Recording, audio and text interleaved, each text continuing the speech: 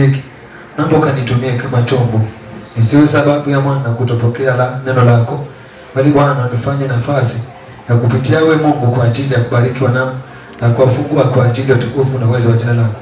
Tumia roho yangu na fahamu zangu, tumia upendezavyo kwa ajili ya utukufu wako. Natakasa mahali hapa kipindi hiki chini ya damu yako, na Mwenyezi Mungu libariki neno lako hili kwa ajili ya utukufu wa jina lako. Kwa jina la Yesu naomba na kuamini. Amen. Fungua na kwenye kitabu cha Luka 19. Luka chapter 19 ama mlango wa 19 mstari wa pili mpaka wa 6. Tutasoma hapo kuanzia mstari wa pili, Luka mlango wa 19. Na tazama, hapa alikuwa na mtu jina lake Zakayo, mkubwa moja katika watu wa ushuru. Nitengeneze microphone ya waya ili kunipatie ile microphone ya waya.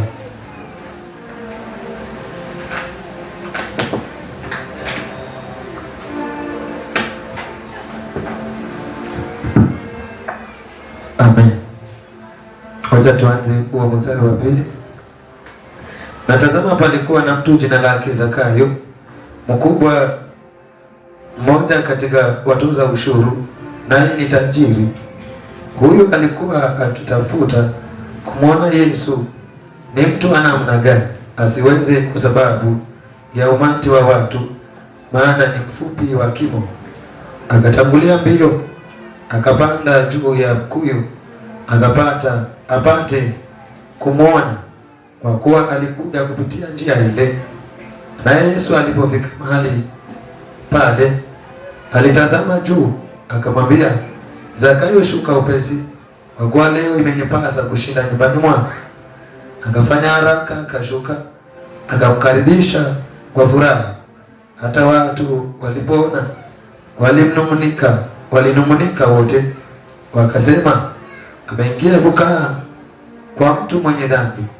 Zakayo akasimama akamwambia, Bwana, tazama, Bwana, nusu ya mali yangu nawapa maskini, na ikiwa nimemnyang'anya mtu kitu kwa hila, namrudishia mara 4. Yesu akamwambia leo wokovu umefika nyumbani humu, kwa sababu huyu naye ni mwana wa Abrahamu. Bwana Yesu asifiwe.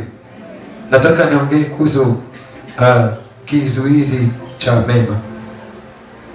Fungua nami kitabu cha Yohana, alafu tutaanza kueleza.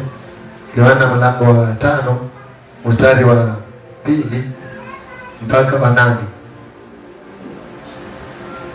Maandiko yanasema hivi: na huko Yerusalemu karibu na mlango wa kondoo pana bwawa la maji liitwalo kwa Kiebrania Bethzatha, nalo lilikuwa na matao 5. Ndani ya hayo jamii kubwa ya wagonjwa walikuwa wamelala, vipofu, viwete, nao waliopooza, wakingojea maji yachemke. Kwa maana kuna wakati ambapo malaika hushuka akaingia katika lile bwawa akayatibua maji. Basi yeye aliyeingia wa kwanza baada ya maji kutibuliwa alipona ugonjwa wote aliokuwa umempata. Na hapa palikuwa na mtu ambaye amekuwa mgonjwa muda wa miaka 38.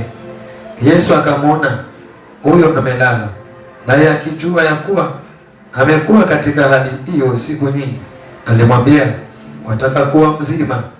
Yule mgonjwa akamjibu, Bwana, mimi sina mtu wa kunitia katika bwawa maji yanapotibuliwa, ila wakati ninapokuja mimi mtu mwingine hushuka mbele yangu.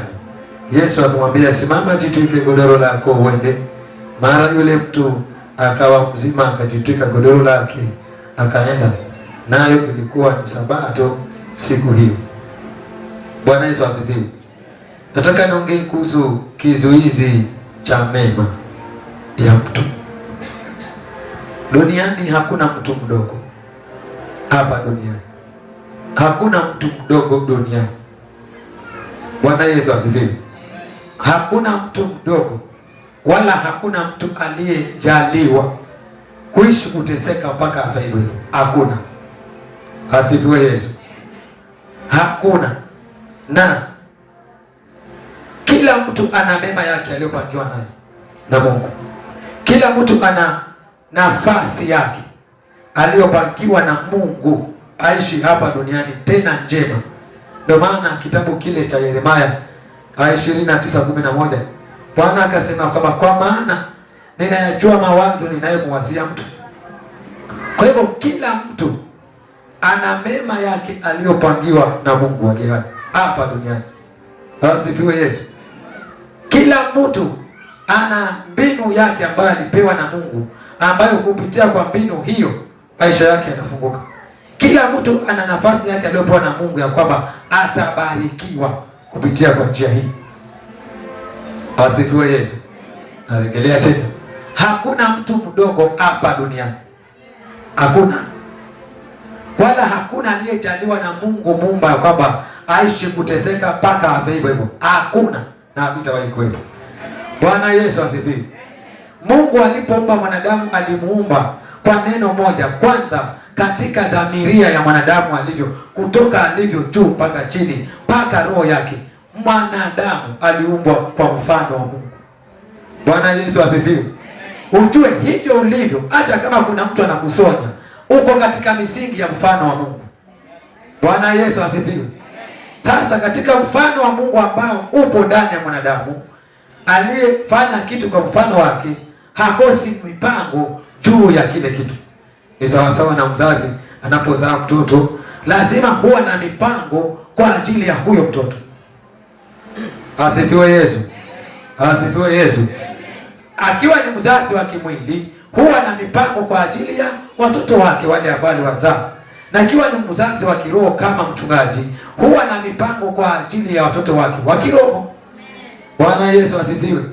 Nakumbuka yule mama niliwahi kumtamkia siku moja, kumwambia ninajenga helikopta hapa, na kule ninaenda mbeleni maishani, Mungu atakuja niita niende mahali kwingine. Hapa ninajenga helikopta, na nikapromise kumwambia nitakapojenga helikopta nitakuweka hapa kama kuhani ushikilie hii helikopta nikienda huko. Halibemasi. Siku na watu upoteza mbao, randa na misumari. Bwana Yesu asifiwe. Akiwa ni mzazi wa kiroho, huwa na mpango kwa ajili ya wanawe wa kiroho. Anapanga plani, huyu nenda naye ufikie hapa, kufikia hapa, ufikie hapa. Huwa na mipango pia naye. Na ndivyo ilivyo Mungu, naye huwa na mipango. Hivyo hakuna mwanadamu aliye chini ya jua kwa bahati mbaya. Bwana Yesu asifiwe. Narejelea tena, haukuja duniani kwa bahati mbaya. Ulikuja kwa makusudi ya Mungu. Na hapa haukuja kwa bahati mbaya, uliletwa na Mungu. Ambaye mmoja kuletwa na Mungu hapo. Bwana Yesu asifiwe. Tunapotazama kuhusu kizuizi cha mema, tunaona mahali hapa kwenye kitabu cha Luka ambacho tumeweza kukisoma, tunaona kwamba mtu huyu ambaye alikuwa anaitwa Zakayo. Zakayo kulingana na maandiko yanavyosema, alitafuta kumuona Mungu, kumuona Yesu Kristo, ya kwamba ni mtu wa aina gani, kwa sababu alisikia shuhuda ambazo zinakuja kila siku, na akatamani kwamba wacha angalau nikamuone huyu Yesu ni mtu wa aina gani. Maandiko ya kwamba yanasema kwamba alitafuta kumuona Yesu, lakini hakuweza kwa sababu mbili. Bwana Yesu asifiwe. Hakuweza kwa sababu mbili. Number 1, umati wa watu. Number 2, ufupi wa aliokuwa nao wa kimo. Asifiwe Yesu. Vitu viwili hivi vilikuwa ni kizuizi kwake ambayo inamfanya asimuone Yesu. Umati wa watu waliokuwa wanatafuta Yesu, alafu hali yake ya kimaumbile ya urefu ni mfupi, ikawa inamwacha hawezi kumuona Yesu. Sasa ufupi ukawa kizuizi. Asifiwe Yesu. Umati wa watu ukawa kizuizi. Siku moja akapiga moyo konde, akapiga mahesabu, nitawezaje kumuona huyu? Akajua ya kwamba vitu hivi viwili ndio vinamfanya simuone Yesu. Asifiwe Yesu. Umati wa watu alafu na ufupi wake, akawa na mawazo zaidi ya ile hali aliyonayo. Na nipata vizuri? wakati amejua hii ndio kizuizi chao, akapiga mahesabu, akaulizia, akapata habari kama Yesu anapita na njia hii. Akasema okay, ngoja nitazamie. Alipotazamia akapata hakikisho kweli ni njia hii, akaanza kutangulia mbele, akaenda akapanda kwa mkuyu, na vile tulivyojua mkuyu ulivyo, asifiwe Yesu. Lakini sijui kama alitumia mbinu gani ya kupanda, akajitahidi akapanda kwa mkuyu, kwa sababu alijua mimi ni mfupi. Sasa wacha nimalize ufupi wangu kwa kupanda juu ya mkuyu. Asifiwe Yesu. Alipopanda juu ya mkuyu akaona vizuri watu wako chini, yeye ako juu. Yesu naye akapita kwa njia hiyo. Yesu akatazama juu akamwona. Tendo hilo likamgusa Yesu. Akamwambia Zakayo, shuka. Na Yesu alikuwa na safari zake tofauti. Lakini alipoona tendo hili, alimwambia Zakayo, shuka leo nitashinda nyumbani mwako. Bwana Yesu asifiwe. Akakatisha safari kwa sababu ya lile tendo. Maana alimtazama ni mfupi kweli. Na lengo lake la kupanda pale juu ni nini? Alikuwa anataka kuniona, basi alimwambia leo nitashinda nyumbani mwako. Akakatisha safari zake, akaenda kwa Zakayo. Amen. Bwana Yesu asifiwe. Akaenda kwa Zakayo kwa sababu alijua kizuizi chake ni mfupi na akapanda juu. Mahali hapa tunaona kwamba alitambua kizuizi ambacho kinamwacha asimuone Mungu. Nami naongea kuhusu kizuizi cha mema. Bwana Yesu asifiwe. Kinachomwacha mtu asiwe mtu ni kizuizi. Haleluya basi. Kinachomfanya mtu asifikie malengo yake ni kizuizi. Ukija pale kwenye kitabu cha Yohana mlango ule wa 5, tunaona mahali pale panasimulia ya kama Yesu alienda kwenye mji ule wa Yerusalemu. Na alipoenda pale ule mji wa Yerusalemu, kukawa kuna mahali ambapo palikuwa pana birika. Asifiwe Yesu. Katika mji huu Yesu akaenda pale. Na maandiko yanasimulia pale kwenye ule mji kulikuwa kuna birika ambalo liko na mabwawa matano. Alafu yale mabwawa matano ndani yake kulikuwa na jamii kubwa wagonjwa kama vile tumesoma. Wamelazwa pale ili waweze kufunguliwa. Maandiko yanasema kulikuwa na wakati ambapo malaika alikuwa anashuka anatibua ile maji yaliyo katika ile mabwawa matano. Na maandiko yanasema alikuwa ile maji yakitibuliwa tu, atakaye penya kibeli alikuwa anapona.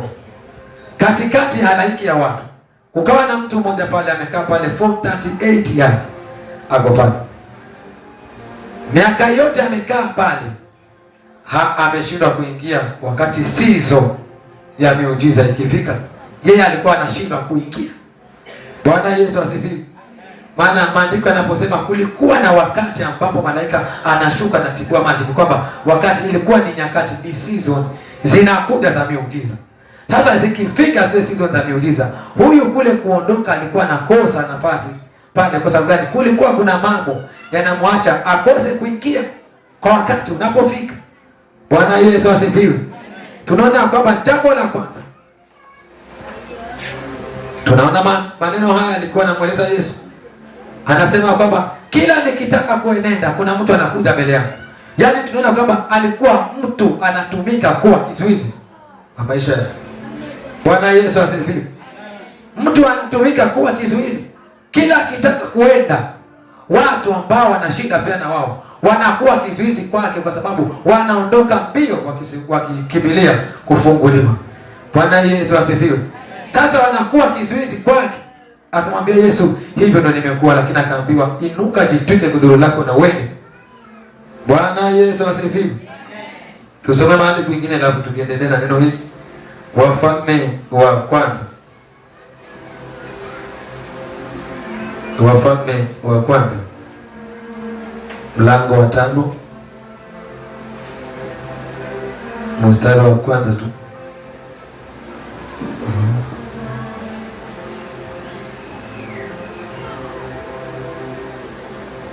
Wafalme wa kwanza Wafalme wa pili pole. Wafalme wa pili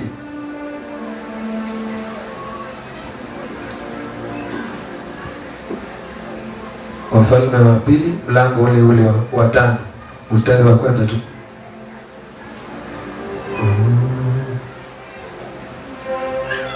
Maandiko yanasema hivi: basi Naamani jemedari wa jeshi la mfalme wa Shamu alikuwa mtu mkubwa mbele ya bwana wake na mwenye kuheshimiwa, kwa sababu ya mkono wake Bwana ulikuwa amewapa Washami kushinda. Tena alikuwa mtu hodari wa vita, lakini alikuwa mwenye ukoma. Mstari wa moja tu. Haya, twende ile Wafalme wa kwanza sasa, mlango ule wa 5 mstari wa 11 mstari wa 21 pole.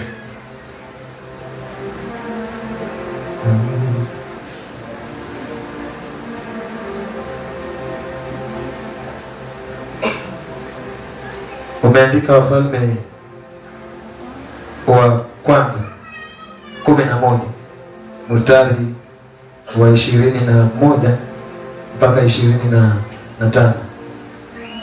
Maandiko inasema hivi: naye Hadadi aliposikia huko Misri ya kuwa Daudi amelala na babaze, na Yoabu jemedari wa jeshi amekufa, Hadadi akamwambia Farao, unipe ruhusa niende mpaka nchi yangu. Farao akamwambia, umekosa nini kwangu hata unataka kuirudia nchi yako? Akajibu, hakuna, lakini unipe ruhusa tu. Tena Mungu akamwinulia adui mwingine, Rezoni mwana wa Eliada, aliyemkimbia bwana wake Hadadezeri mfalme wa Soba, naye akakusanya watu, akawa mtu mkuu, akawa jeshi. Hapo Daudi alipowaua hao watu wa Soba, wakaenda Dameski, akakaa huko na kumiliki huko Dameski, naye akawa adui wa Israeli siku zote za Sulemani, zaidi ya madhara yake Hadadi. Bwana Yesu asifiwe. Asifiwe Yesu.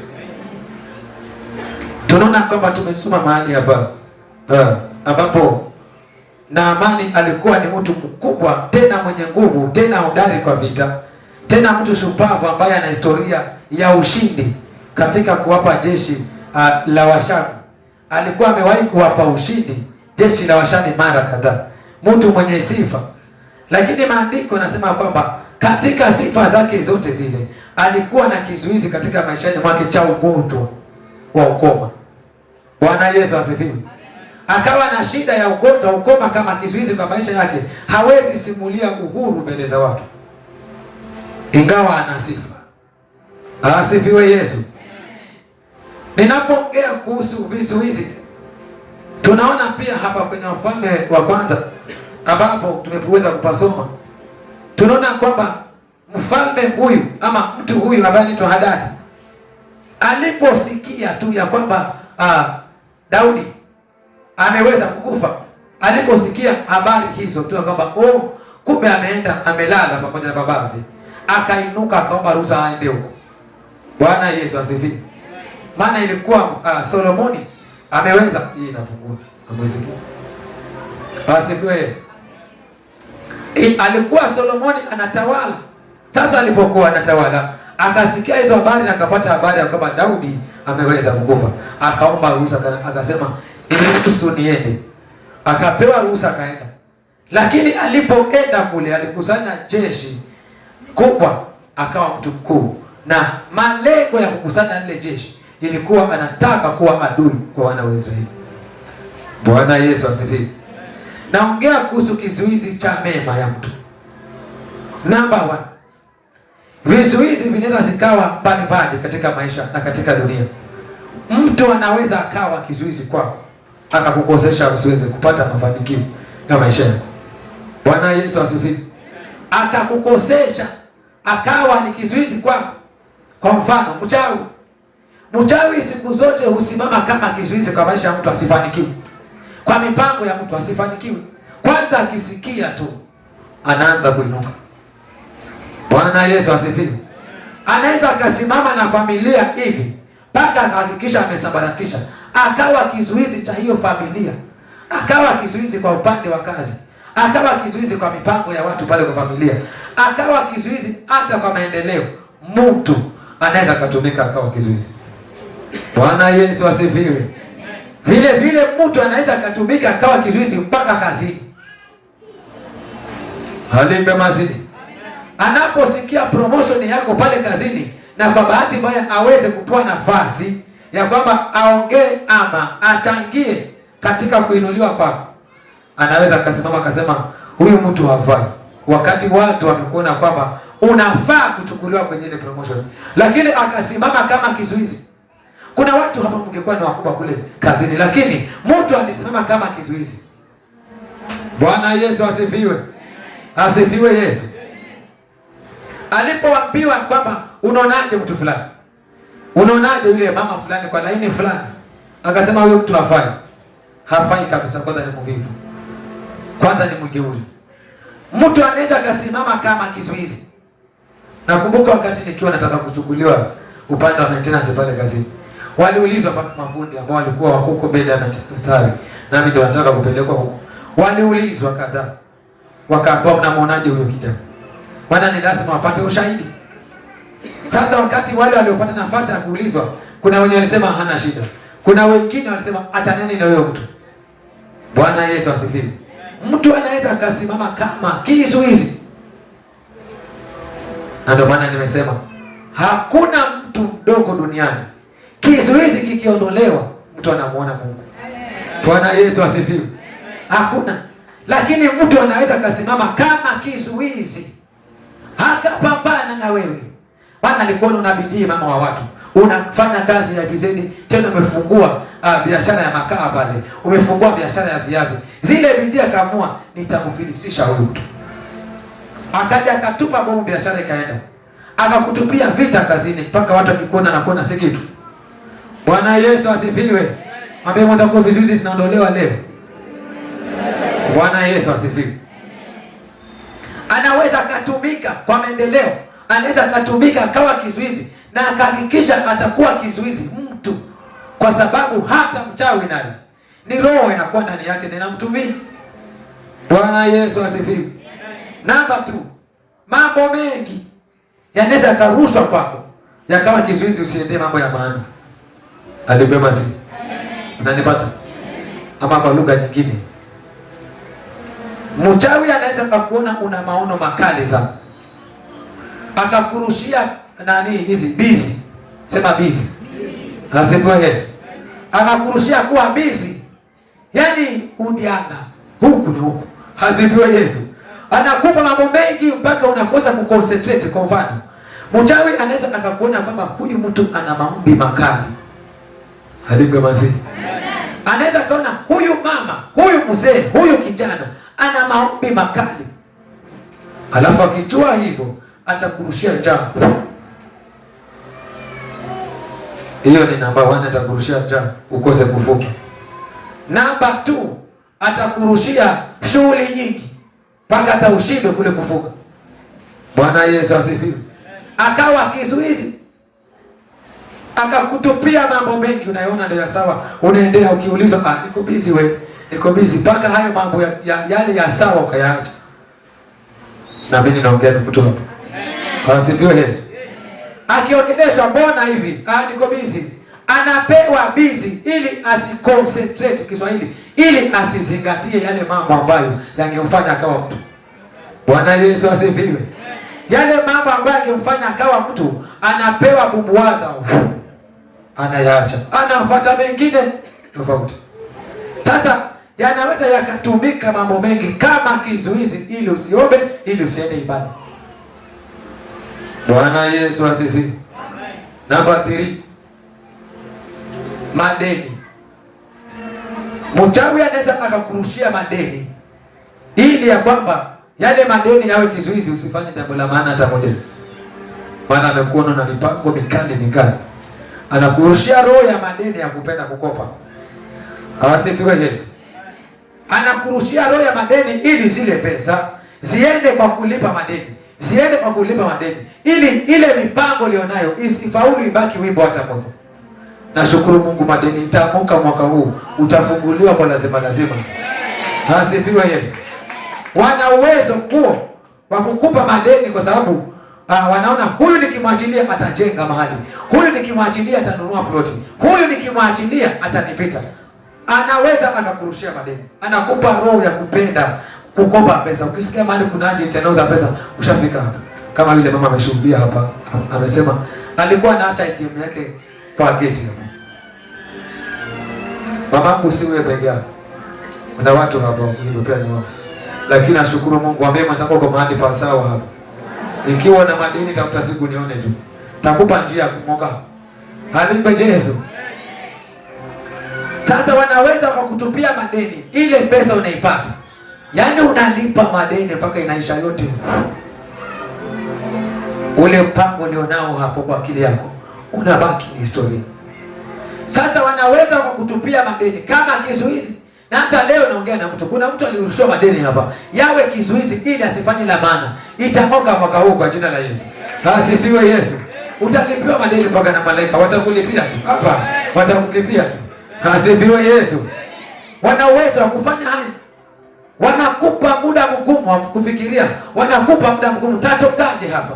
Ndio maana yule mwanangu juzi akashuhudia hapa. Akasema baba, nashukuru Mungu. Mlimsikia tunapenda kishuhudia kilia hapa. Alikuwa na madeni. Bwana Yesu asifiwe. Nashuhudia maana Mungu ametenda. Huwa sishuhudii kama bado hajatenda. Lakini nashuhudia maana alishuhudia mwenyewe na akasema baba, okay. Bwana Yesu asifiwe. Hii simu inachukuliwa video hapa, kuna karatasi hapo ndani. Hiyo karatasi ina orodha ya madeni ambayo alikuwa anadewa yote. Akanambia baba, nina madeni mpaka kusongeza nywele zangu zinanitatiza. Mara zingine siendi kinyozi, nanunua kijembe na nyolewa. Na ni mstari. Anapoongea hivyo mpaka unasikia roho yako imeenda huko. Asifiwe Yesu. Ananiambia haya ndo madeni na leo. Mara 3 ya mshahara wake. Tena kwa mwezi. Ndio nikajua kumbe ile merry-go-round nilipitia. Kumbe kuna watu na wako hiyo hiyo. Nikamwambia mwanangu, vile Mungu alivyonitoa atakutoa pia na wewe. Bwana Yesu asifiwe. Tukaenda pole pole tu. Pole pole tu. Anasema nilikuwa nakuja kanisani mara zingine kitu kimengorogeka. Sijakula nilipesa tangu juzi. Sijui nifanye. Akiwa na madeni hayo bado ana loan analipa. Asifiwe Yesu. Huyo mtu anasema baba, kuna siku ulisema ulikuwa na madeni mpaka ukawa unatembea mtu mmoja, lakini unasema vilikuwa ni vitu vitatu. Nikamwambia kweli. Nilikuwa na madeni mpaka nikitembea mtu mmoja, lakini ukiniangalia vizuri unajua yule hayuko peke yake yule. Asifiwe Yesu. Akasema kuna siku uliongea hivyo, mimi nimekuwa na maisha haya. Bwana Yesu asifiwe. Sasa hakuna la maana la kufanya, hata nguo kununua ni shida. Yaani wametupa madeni. Hata nguo, hata mboga nzuri kipande cha samaki ni shida kununua. Alipe basi. Usishangae hiyo.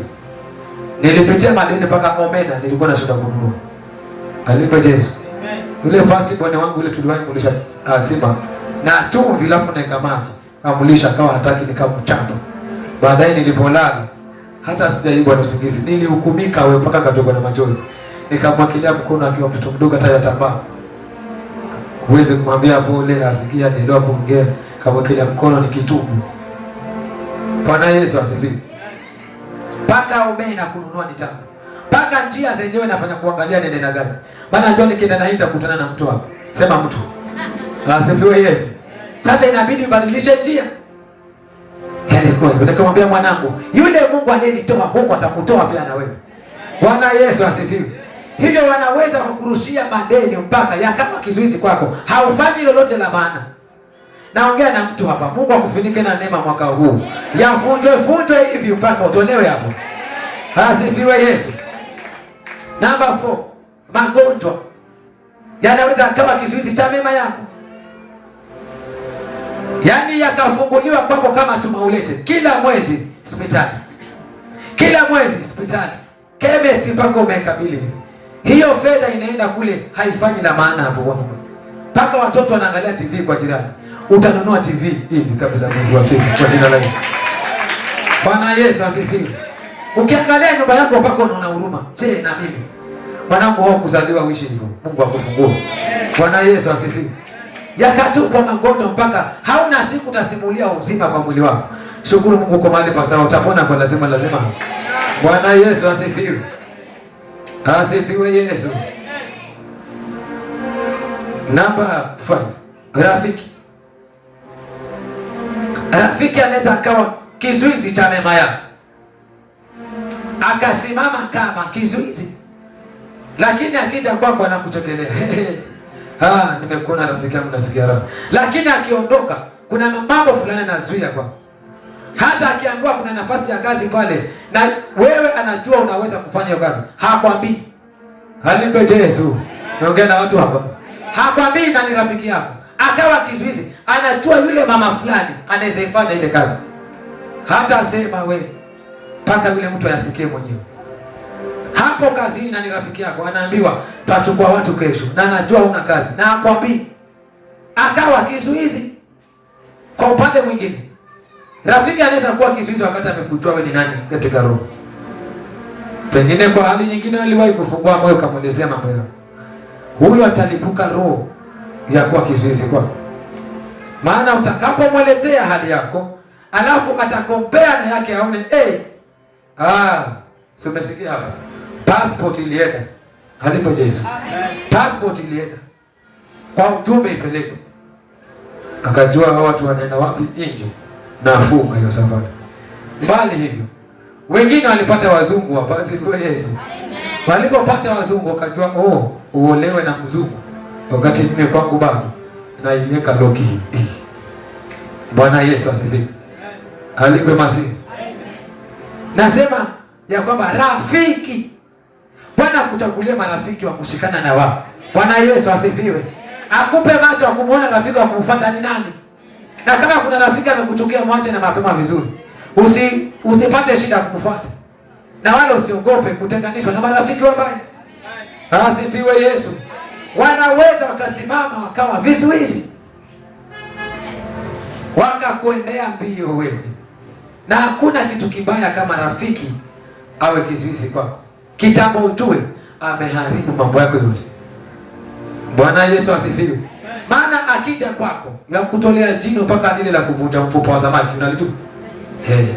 Alafu akiondoka anasema utakuona. Bwana Yesu asifiwe. Unapoenda kumshirikisha yale mema yako, ndio sasa ndio umejiroga mwenyewe. Ndio anachukua na yafunga kabisa kabisa. Bwana Yesu asifiwe. Rafiki. Mungu akuchagulie marafiki.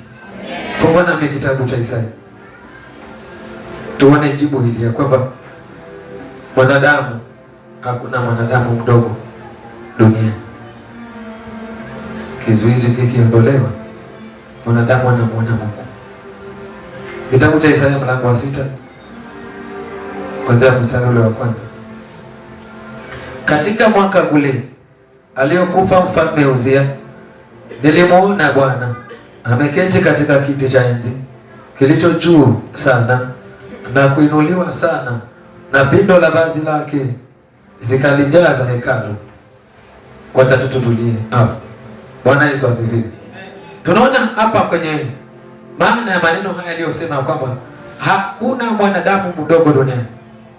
Wakati ule wa utawala wa Isaya alikuwa ni nabii wa Mungu, lakini katika unabii wake alikuwa kwa miongoni mwa watu ambao walikuwa si watu wazuri, wakamwambukiza maneno machafu. Na katika kuambukizwa, chini ya utawala ule kulikuwa kuna mfalme alikuwa kitawala, Uzia. Uzia hapo mfalme mbaya kwa Isaya, lakini katika kuwa katika chini pale alihusika ama alionekana ama katika kuondoka kwake kulisababisha huyu mtu akamwona Mungu. Bwana Yesu asifiwe. Asifiwe Yesu. Ukiendelea pale mbele unaona kwamba alipoondoka Uzia, kilichofanyika kwa Isaya, macho yalifunguka, akaona mbingu zimemfungukia, na akaona vizuri kiti cha enzi, na akaona vizuri jinsi ambavyo bwawa lake moja lilijaza hekalu. Alipoendelea tunaona kwamba aliona maono yale mpaka mwisho, akaja akaguswa kinywa chake, kikaguswa makala moto, ikachoma ule ulimi wake. Ulipochomwa tu, yale maneno machafu ikaondolewa yote, naye akawa nabii. Ndio maana tunamuita Isaya leo. Bwana Yesu asifiwe.